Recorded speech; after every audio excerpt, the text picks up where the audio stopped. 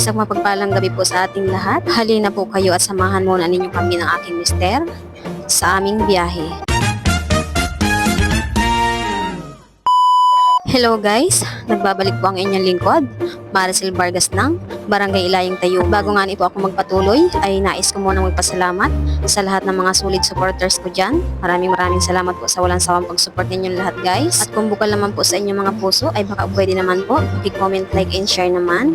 At paki-follow na rin kung hindi pa kayo nakapollow sa akin. At ngayong gabi nga po pala guys, ay galing kami ng aking mister sa bayan ng San Francisco, Quezon. At kami nga po pala ay namili ng aking asawa ng kaunting grocery sa RJB. At bago nga po ang lahat guys, ay nais ko munang batiin ang lahat ng mga nagpapabati sa akin at nagpapaflex, nagpapa-shoutout. Unang-una ay shoutout nga pala sa aking pamangkin na seaman, si Mark John Vargas from Indian Ocean. Salamat sa iyo pamangkin at ingat ka palagi sa bawat biyahe mo. At shoutout din nga po pala kay Idol Apoyan Jerry Vlog.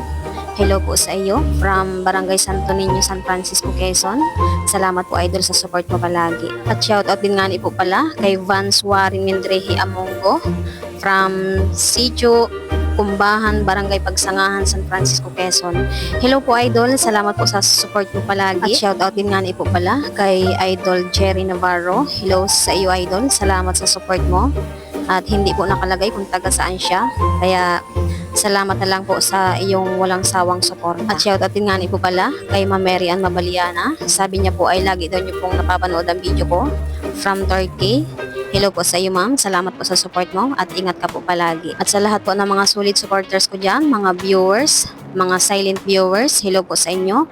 At comment na lang po kayo ng inyong lugar kung gusto po ninyo magpabati, magpa-flex at magpa-shoutout. At kami nga po pala ay ginabi na ng uwi ni Mister dahil kanina pong hapon ay hindi agad kami nakauwi ng bayan. Dahil dito po sa Tayuman ay ang lakas ng ulan kanina at nakikita naman po ninyo sa karasada na may mga basa-basa pa. At sa kasalukuyan nga po ay binabagtas namin ang karsada from Ibabang Tayuman to Ilayang Tayuman. Ayan guys, napabidyo nga po ako guys dahil nagandahan ako sa ating karsada at kompleto na rin ang ating ilaw. At kung ikukumpara nga po natin sa mga panahon ng una, ay talaga namang hindi po ganito ang daan natin dito dati.